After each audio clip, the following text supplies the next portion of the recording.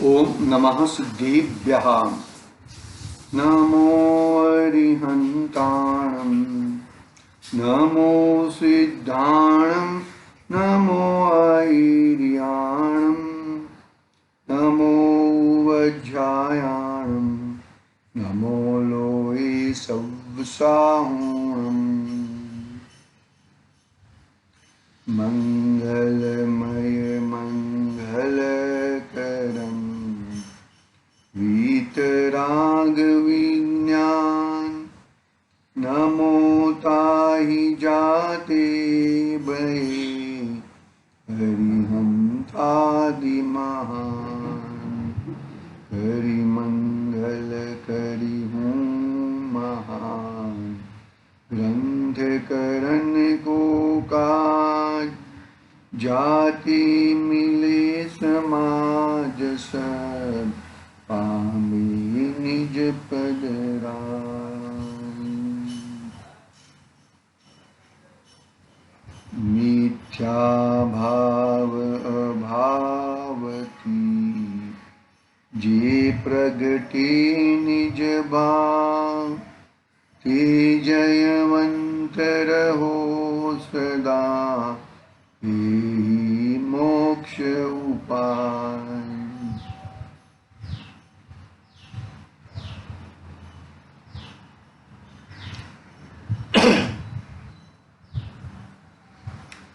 आज श्री मोक्ष मार्ग प्रकाशक नामक महान ग्रंथ अपने सामने विराजमान है। आचार्य कल्प पंडित प्रवर टोडरमल साहब द्वारा रचित महान ग्रंथ है। दूसरा अधिकार पे अपनी चर्चा चल रही है। दूसरा अधिकार संसार अवस्था का निरूपण। जीव संसार में अनादि से है, अनंत काल तक रहेगा। अनादि से आज तक अपने स्वयं की जीव की अपेक्षा से कर्म बंधन सहित है। पहले ही जीव जुदा था, कर्म जुदे थे, और बाद में कोई शक्ति से वो दोनों इकट्ठे हुए हैं, ऐसी कोई व्यवस्था नहीं है। दोनों की व्यवस्था स्वतंत्र स्वतंत्र है, अपने अपने प्रदेशों में है, अपने अपने स्वभाव में है। दोनों एक क्षेत्रावगा होने के बावजूद भी दोनों एक मेक नहीं होते। मानो कि हम ABCD लिखते हैं तो एक ही पेज पे लिखते हैं ABCD XYZ, बराबर ना।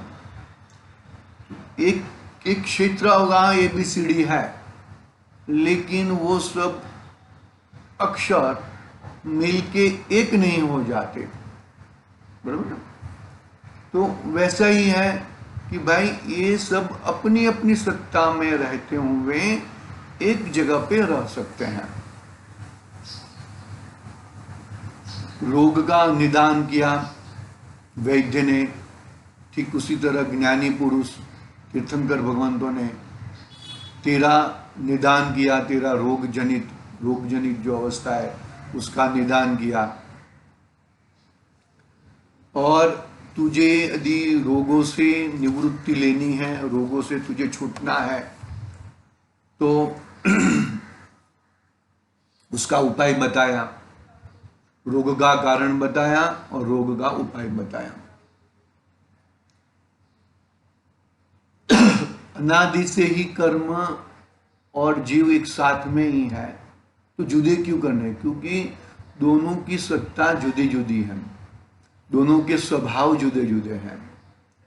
कर्म के कारण जीव दुखी नहीं है, लेकिन जीव अपना स्वभाव भूलकर कर्म में निमित्ताधीन दृष्टि में नैमित्तिक भाव से उसके हिसाब से ऐसा हो जाओ, मैं वैसा हो जाओ, ऐसा इसके कारण यह जीव दुखी हो रहा है। सुखी होना है तो तुझे उसका लक्ष्य छोड़ना है, और लक्ष्य छूटेगा और आगे धीरे धीरे बढ़ेगा तो तेरा कल्याण होएगा। दोनों जुदे जुदे हैं, दोनों का स्वभाव जुदा जुदा है, दोनों की वस्तुएं न्यारी न्यारी है, इसके लिए दोनों दोनों भिन्न भिन्न है।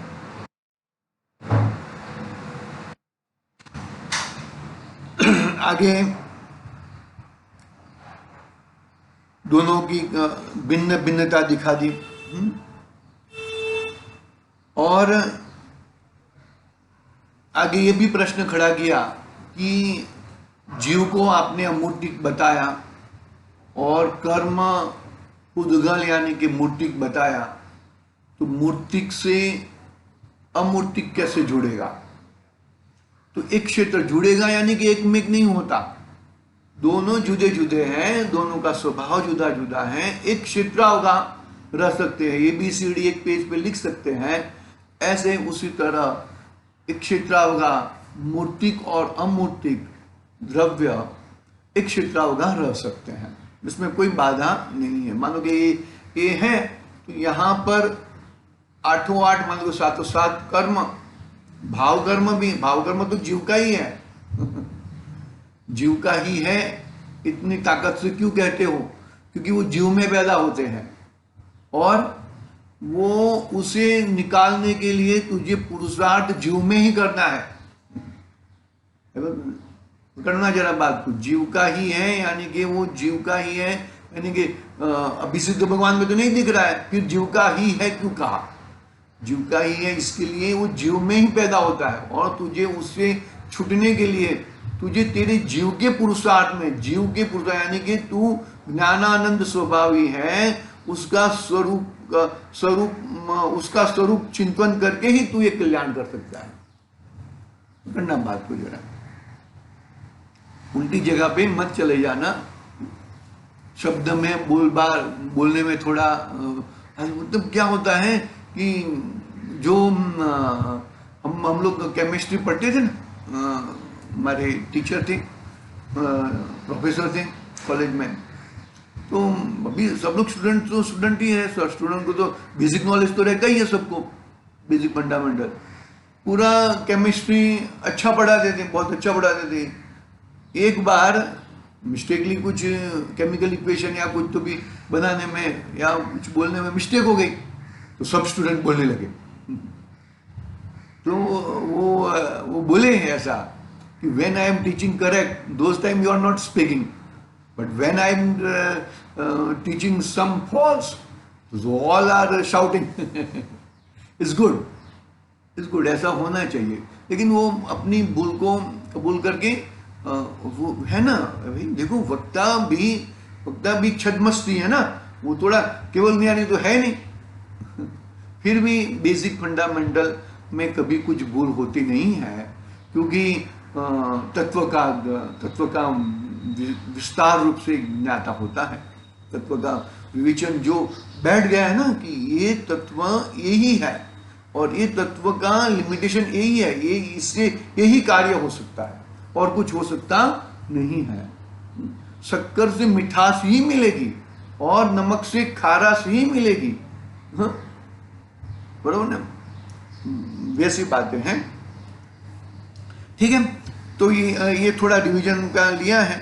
फिर उसके बाद घातिया और अघातिया कर्म, घाती कर्म और अघाती कर्म की चर्चा की थोड़ी, उसका कार्य बताया कि वो किस प्रकार से कार्य करते हैं, उनका कार्य क्या है। घातिया और अघातिया का स्वरूप बताया और उनका कार्य बताया। अघातिया तो कुछ है ही नहीं, अघातिया तो कुछ करते ही नहीं है, जीव के साथ अघातिया कर्म का कोई नाता है ही नहीं, ऐसा समझ के चलो। लेकिन घातिया कर्म का नाता है।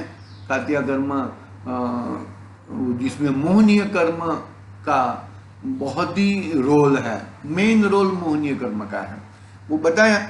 उसके बाद कि भाई निर्बल जड़ कर्मों द्वारा जीव के स्वभाव का घात तथा बाह्य सामग्री मिलना, तो बाकी के अरे सभी कर्म, मोहनीय कर्म भी निर्बल है।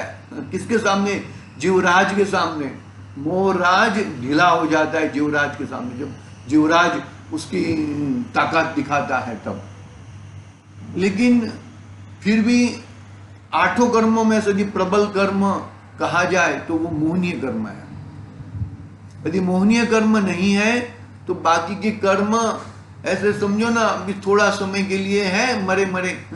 जैसे वो जड़ मूल से निकला हुआ वृक्ष का जो मूल से निकाल दिया ना, मूल से उखाड़ दिया जड़ को, जड़ से उखाड़ दिया वृक्ष को, और फिर भी वो हरा भरा रहता है तो कितना दिन, 8 दिन 10 दिन मैक्सिमम, बहुत कम भाव में जड़ मूल से निकाला हुआ मोह भाव, मोहनीय कर्म जड़ मूल से निकाल दिया।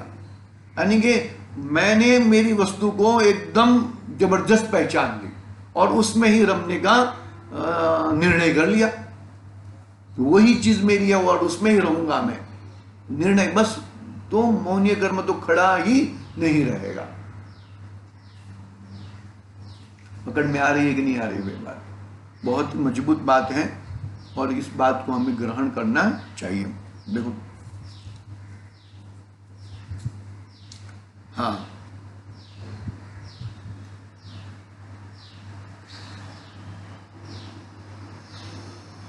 बरोबर है। तो ये मोहनीय कर्म ही मुख्य प्रबल कारण बताया। मोहनीय कर्म के उदय से जुड़ जाता है, मोहनीय कर्म के सद्भाव में बाकी सब में जुड़ जाता है, ये गड़बड़ है।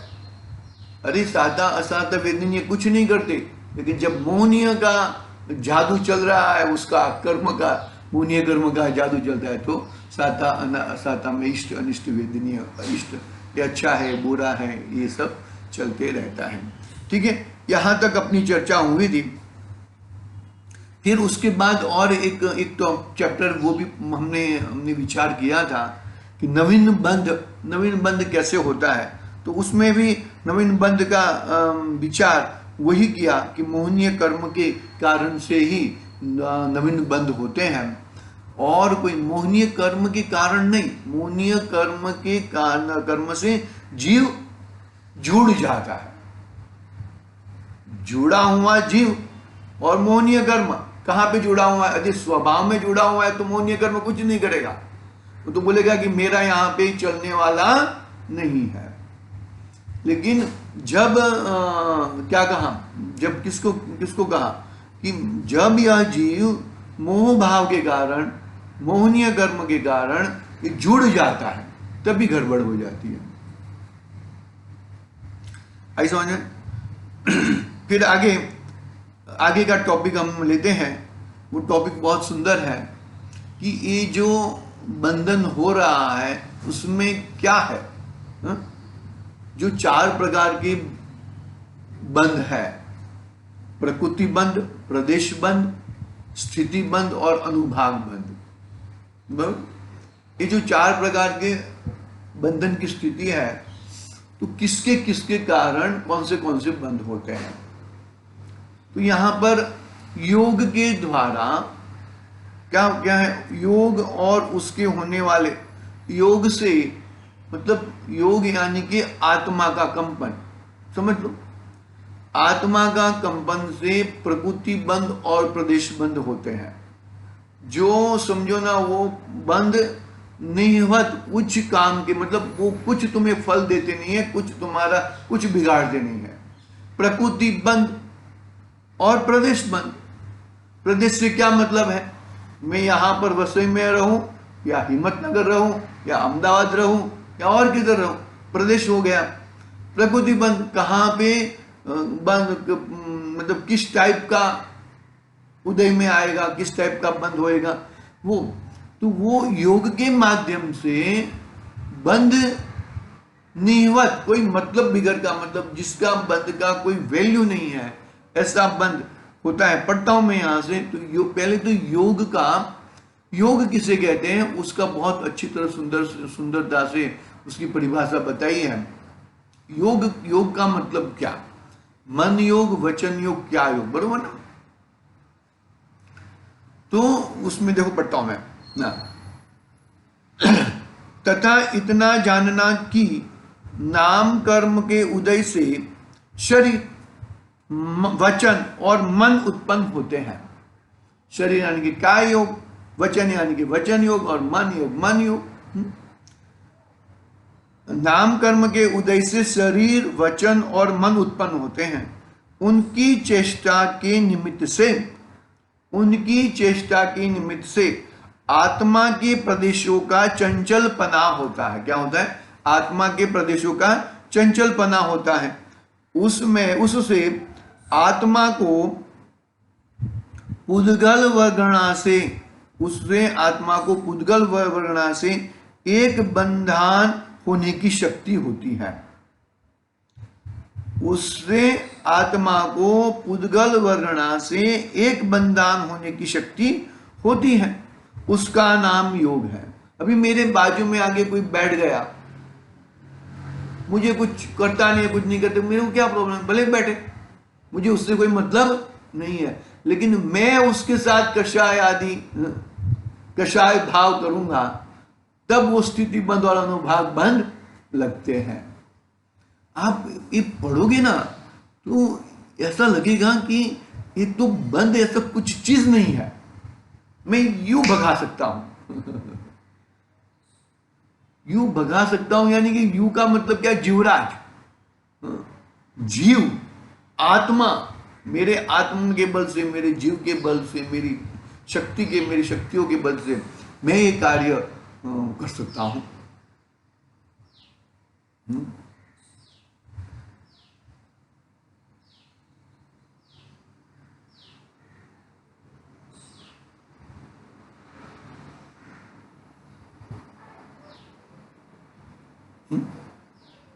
क्या कहा? देखो वापिस पढ़ लेता हूं मैं।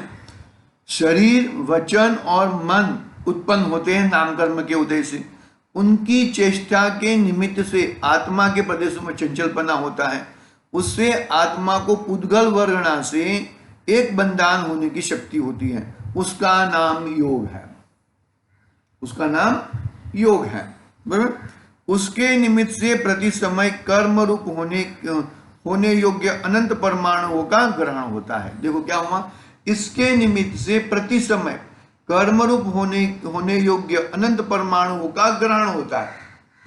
अनंत परमाणु आते हैं, अनंत परमाणु जाते हैं। वहां अल्प योग हो तो थोड़े परमाणुओं का ग्रहण होता है, और बहुत योग हो तो बहुत परमाणुओं का योग होता है, परमाणुओं का ग्रहण होता है। बहुत मतलब कि पुण्य और पाप दोनों है ना, सब तो कोई कुछ ने बहुत अधिक पुण्य किए हैं तो अधिक पुण्य का ग्रहण होता है, और उसने कम पुण्य किए तो कम पुण्य का ग्रहण होता है। पाप में ऐसा बहुत अधिक पाप किए तो अधिक पाप का दिखता है, और कम पाप किए तो कम पाप दिखते हैं। बराबर ना? उदाहरण है वो। उसके निमित्त से प्रति समय कर्म रूप होने के अनंत परमाणु का ग्रहण होता है, तथा अल्प हो तो थोड़े परमाणु का ग्रहण होता है, और बहुत योग हो तो बहुत परमाणुओं का ग्रहण होता है। अल्प योग हो तो अल्प परमाणु, और बहुत योग हो तो, तथा एक समय में जो पुद्गल परमाणु ग्रहण करें उसमें ज्ञानावरण आदि मूल प्रकृतियों का और उनकी उत्तर प्रकृतियों का, जैसे सिद्धांत में कहा, वैसे बंटवारा होता है। क्या कहा? तथा एक समय में जो पुद्गल परमाणु ग्रहण करें उसमें ज्ञानावरण आदि की मूल प्रकृतियां और उनकी उत्तर प्रकृतियों, जैसे सिद्धांत में क्या है, वैसे बंटवारा होता है। उस बंटवारे के अनुसार परमाणु उन प्रकृतियों रूप स्वयं ही परिणमती होते हैं। उस बंटवारे के अनुसार, मानो कि योग का परिणमन हुआ, तो योग का परिणमन हुआ, इसमें अल्प योग और बहुत योग, अल्प योग से थोड़े और बहुत योग से बहुत ज्यादा, तो ये वो परमाणुओं का स्कंद रूप आना होता है। तो वो एक समय में जितना आता है, वो जितने आते हैं उसमें से ये ज्ञानावरणीय, ये दशनावरणीय, ये ऐसे अलग अलग में कन्वर्ट हो जाते हैं। एक समय का परिणाम याद रखना। ये तो योग की बात चलती है। कषाय यदि रहेगा तो और ज्यादा प्रॉब्लम हो जाएगा, स्थिति और अनुभाग खड़ा हो जाएगा। देखो कहते हैं आगे, एक समय में जो पुद्गल परमाणु ग्रहण गए हैं उनमें ज्ञानावरण आदि की मूल प्रकृतियां और उनकी उत्तर प्रकृतियों, जैसे सिद्धांत में कहा वैसे बंटवारा होता है। उस बंटवारे के अनुसार परमाणु उन प्रकृति रूप स्वयं परिणमित होता है, कोई परिणमन करने की जरूरत नहीं। जैसे कि हमने भोजन किया, तो भोजन किया तो उसमें से ये भोजन में से सब जगह पे रुधिर में, मांस में, हड्डी में, बाल में, आंख में, जो जो है वहां पे पहुंच जाता है और बाकी जो है मल बन के निकल जाता है बाहर। तो इस तरह इसमें ही ऐसा है, इसमें ही है। तो समय, एक समय का परिणाम 8 प्रकृतियों में, एक आयु कर्म को छोड़ देंगे, बाकी 8 कर्म प्रकृतियों में बंटवारा हो जाता है अपने अपने सिद्धांतों के हिसाब से।